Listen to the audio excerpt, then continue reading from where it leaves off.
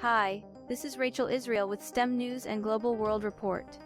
We have breaking news that will have a huge impact on the global scene in the very near future. Let's take a look at what's going on around the world.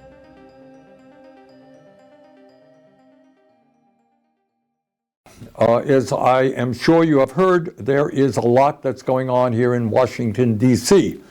So let me say a few words and try to explain it. Bottom line, after all is said and done, is that after months of negotiations, Senate Democrats and House Republicans reached an agreement called a continuing resolution, which would continue to fund the government for 3 months. Frankly, that agreement was not something that I was all that excited about, but it was better than nothing. And I was prepared and am prepared to vote for it. And one of the reasons is that it contained a reasonable increase in funding for primary health care, something that I feel very strongly about and that my committee, the Health, Education, Labor, and Pension Committee, is responsible for. And given the enormous crises that we're facing in health care in this country today, it really would be of help to many millions of Americans. What this legislation would do is significantly, or modestly at least, increase funding for community health centers all over this country, which treat about 30 million Americans who are low income or working class. And it would also increase the number of young doctors who go out into rural America and also into underserved areas. That is where we need the doctors and the nurses, and that's what this legislation would do. In any case, within the House of Representatives, the Republican House, and the Democratic Senate, there was widespread agreement on this resolution. And it was just about ready to be passed. In fact, the Republicans posted it on their website. We were ready to go. But then, out of nowhere, the wealthiest man in the world, Elon Musk, began tweeting his opposition to this legislation. In fact, he was very blunt about it. He told Republicans that if they voted for this proposal, which they had already agreed to do, he would take out his wallet and spend as much money as it took to defeat them in primaries and drive them out of office. You got that? Take a deep breath and appreciate what's going on here. The wealthiest person in the world, who spent at least $277 million to elect Donald Trump in a Republican Congress, has now claimed complete ownership of that party. And what he is saying is, hey, Republicans, forget your constituents, forget your constitutional responsibilities. If you don't do what I, Elon Musk, want you to do, you're out of office. And I have the money to do just that. My friends, what we are looking at here has nothing to do with democracy. What we are looking at here is oligarchy. This is up and up. Government by the billionaire class for the billionaire class. And by the way, Musk is not only trying to intimidate Republicans, he is trying to inject himself into the Democratic Party as well. He is threatening to target Democrats who are standing up to him and his agenda.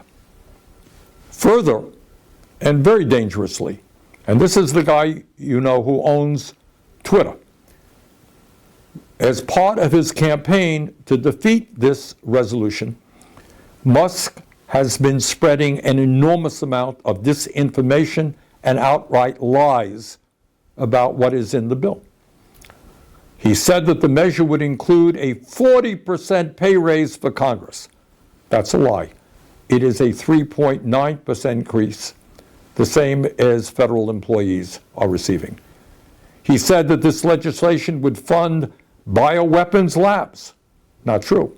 In fact, it provides funds to protect Americans from emerging infectious diseases. He said that the country would be just fine if the government shut down. Really? Here's what happens if Mr. Musk gets his way and the deal implodes. Funding for kids' cancer research gets cut. At a time when we're already paying the highest prices in the world for prescription drugs, pharmaceutical middlemen will be able to continue to overcharge you for your prescriptions. Americans recovering from devastating floods, fires, and hurricanes, often due to climate change, won't get the help that they need. That's what happens if the proposal goes down. And what happens if the government shuts down? Well, our troops won't get their paychecks. Nearly 7 million women and children who rely on WIC nutrition assistance could go hungry. And 2 million federal government workers, some of whom don't make a whole lot of money, won't be getting paid. Now let us be very clear. Elon Musk was not elected to be president of the United States. In fact, he was not elected to be dog catcher. And by the way, what all of this hoopla is really about, above and beyond everything I'm talking about, is that when Trump and Musk come into power in late January, do you know what their first order of business will be? You think it'll be to fix health care? You think it'll be deal with climate change? Deal with homelessness? Well, if you thought that, you're dead wrong. Their first order of business will be to provide massive tax breaks for the wealthiest people in this country and the largest corporations. So think about it. At a time of unprecedented income and wealth inequality, when Musk himself is worth almost $500 billion, what these guys want to do is give more tax breaks to billionaires and the heads of large corporations. So where do we go from here? Let us understand the gravity of what we are dealing with. This is not politics as usual. This is not just Democrats versus Republicans, conservatives versus liberals or progressives. It's much deeper than that. What we are dealing with right now is that the billionaire class, which owns so much of our economy, which owns so much of our media, they are now moving aggressively to own our political system as well. So we got a lot of work in front of us. We've got to educate, we've got to organize, and we have got to stop them. Thank you very much. Have a great holiday season.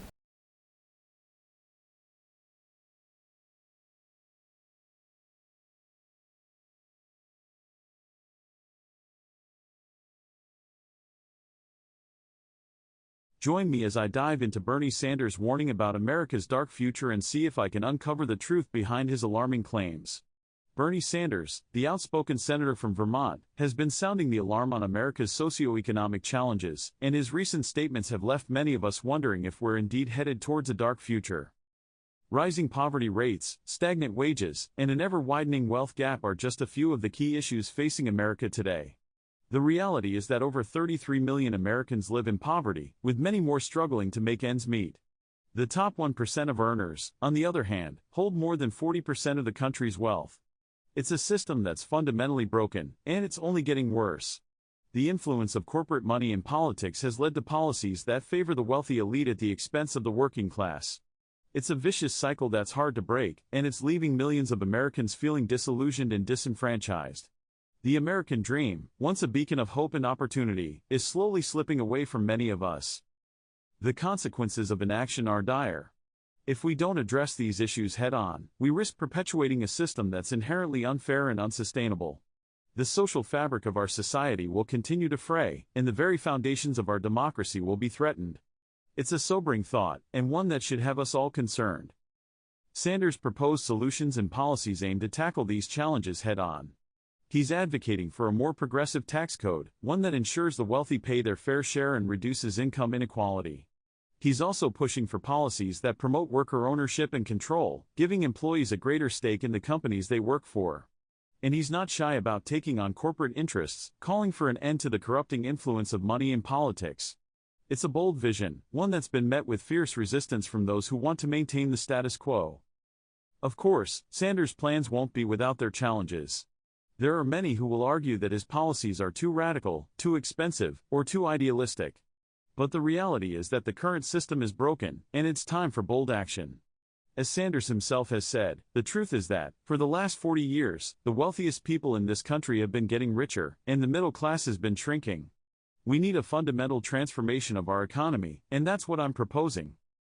One quote from Sanders' speech has really stuck with me. He said, "The struggle for justice is not a struggle for the faint of heart.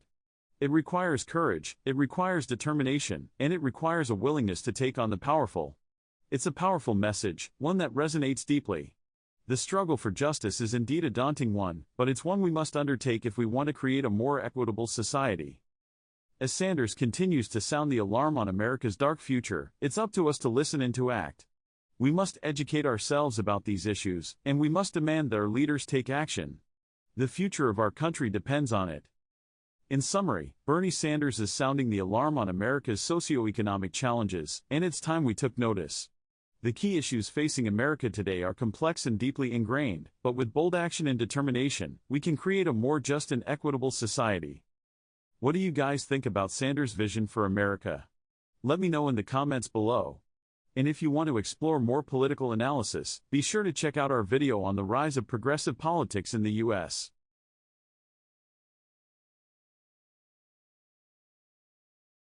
Well, that's the news for tonight. Thank you so much for continually supporting our content. If you did enjoy this video, hit the thumbs up button, subscribe and turn on the notification bell, and share this with your friends and family. I'm sure they would find it interesting as well. We're very excited to continue this journey with you. We thank you all for bringing certain stories to our attention, and for continually keeping us updated with certain events around the world.